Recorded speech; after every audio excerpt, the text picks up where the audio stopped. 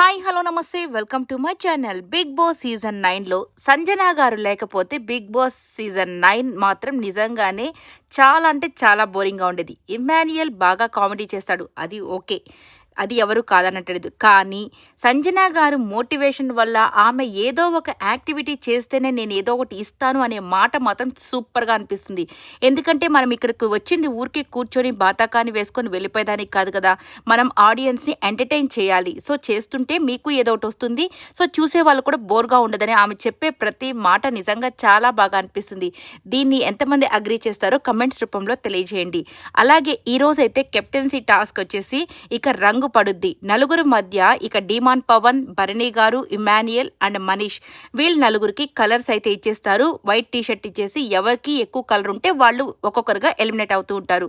So first Manish out అయిపోతాడు, తర్వాత వచ్చేసి ఆ భరణి గారిని అవుట్ చేసేస్తారు. అంటే ఆయన మిస్టేక్ చేసిన దానివల్ల ఆయన అయితే ఎలిమినేట్ చేసేస్తారు.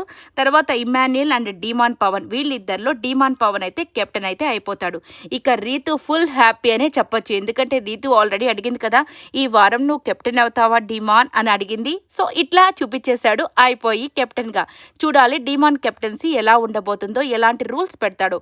ఈ వీడియో నచ్చినట్టయితే లైక్ చేయండి, షేర్ చేయండి, కామెంట్ చేయండి.